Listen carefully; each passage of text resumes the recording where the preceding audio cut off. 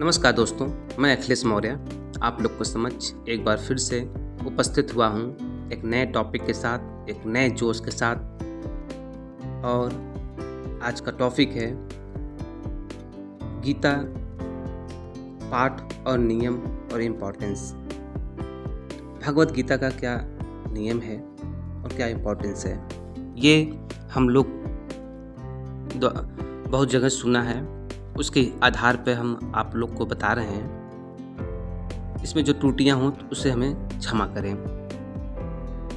गीता पाठ पढ़ने का सही नियम क्या है? इन 4 चरणों से गुजरने के बाद ही मिलता है पूर्ण ज्ञान। भगवत गीता के पाठ से व्यक्ति को काम व कर्म के बारे में सीख मिलती है। इतना ही नहीं, हमारे हर प्रश्न का उत्तर गीता में समाहित है। आप जितनी बार इसका पाठ करेंगे आपको कुछ नया सीखने को मिलेगा। श्रीमद् भगवत गीता हिंदू धर्म का एक पवित्र ग्रंथ है। गीता में 18 अध्याय हैं और 700 श्लोक हैं जो सभी महत्वपूर्ण हैं। महाभारत में भगवान श्री कृष्ण ने अर्जुन को जो उपदेश दिए थे वही गीता है। गीता में आत्मा, परमात्मा, भक्ति, कर्म, जीवन आदि का बृहद रूप से वर्णन किया गया है। गीता से हमें यह ज्ञान मिलता है कि व्यक्ति को केवल अपने काम और कर्म पर ध्यान देना चाहिए। साथ ही कर्म करते समय इस बात का ध्यान रखना चाहिए कि हम जो भी कर्म कर रहे हैं उसका फल हमें निश्चित ही प्राप्त होगा। गीता हमें बताती है कि जीवन क्या है और इसे कैसे जीना चाहिए।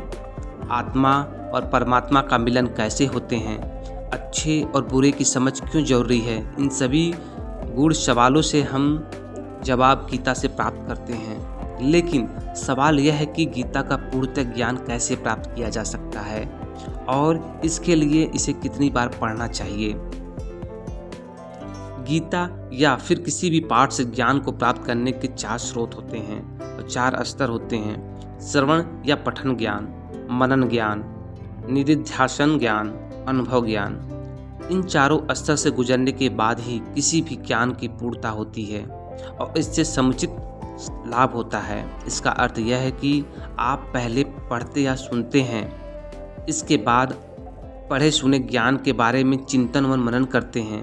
यदि वह आपको ठीक और उपयोगी लगती है तब उसका अभ्यास कर उसे अपने जीवन में उतारने और आखिर में उस ज्ञान का प्रतिफल प्राप्त करने को मिलता है।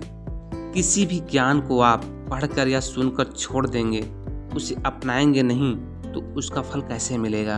यही बात गीता पर भी लागू होती है। जब हम गीता पढ़कर उसके उपदेशों को जीवन में उतारेंगे तो निश्चित ही सुपरिणाम अवश्य सामने आएंगे। कितनी बार पढ़ना चाहिए श्रीमद् भगवत गीता और क्या है इसके लाभ?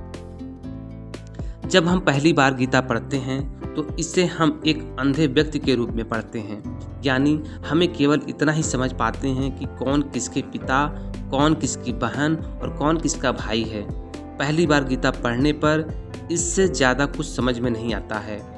दूसरा, जब हम दूसरी बार गीता पढ़ते हैं तो हम मन में कुछ सवाल जागृत होते हैं कि ऐसा क्यों किया गया या वैसा क्यों हुआ। जब हम तीसरी बार गीता पढ़ेंगे तो इसके अर्थ को समझने लगेंगे। हालांकि हर व्यक्ति को इसका अर्थ अपने तरीके से ही समझ में आएगा। जब चौथी बार हम गीता पढ़ेंगे तो हम हर एक पात्र से जुड़ी भावनाओं को समझ पाएंगे, जैसे अर्जुन के मन में या दुर्योधन के मन में क्या चल रहा है।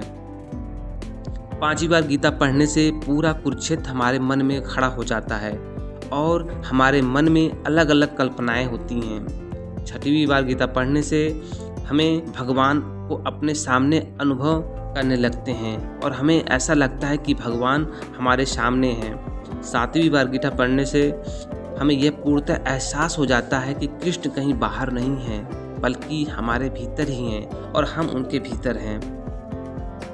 श्री भगवत गीता पाठ के नियम। भगवत गीता पढ़ने के लिए सुबह का समय सबसे उत्तम माना जाता है क्योंकि इस समय मन, मस्तिष्क और वातावरण में शांति का सकारात्मक होती है। गीता का पाठ हमेशा स्नान के बाद और शांत चित्त मन से ही करना चाहिए। पाठ करते समय बीच बीच में इधर उधर की बातें नहीं करनी चाहिए और न ही किसी कार्य के लिए बार बार उठना चाहिए। साफ सफाई वाले स्थान और जमीन पर आसन बिछाकर ही गीता का पाठ करना चाहिए। गीता के प्रत्येक अध्याय को शुरू करने से पहले और बाद भगवान श्री कृष्ण और गीता के चरण कमलों का स्पर्श करना चाहिए। अगर आपको ये जानकारी अच्छी लगी हो तो प्लीज़ लाइक शेयर सब्सक्राइब जरूर करें। इसमें डिस्क्लेमर यह है कि यहाँ मुहैया सभी सूचना सिर्फ मान्यताओं और जानकारियों पर आधारित है। यहाँ यह बताना जरूरी है कि किसी भी तरह की मान्यता जानकारी की पुष्टि नहीं करते हैं। हम किसी भी जानकारी या मान्यता को अमल में लाने से पहले संबंधित विशेषज्ञ से सलाह जरूर लें। तो आपको ये वीडियो कैसा लगा हो तो प्लीज़ कमेंट जरूर करें, लाइक जरूर करें। जय हिंद, जय भारत, वंदे मातरम। और आपको आज का दिन 26 अगस्त 2024 भगवान श्री कृष्ण की जन्माष्टमी है, उसके उपलब्ध में आप सबको ढेर शुभकामनाएं। नमस्कार।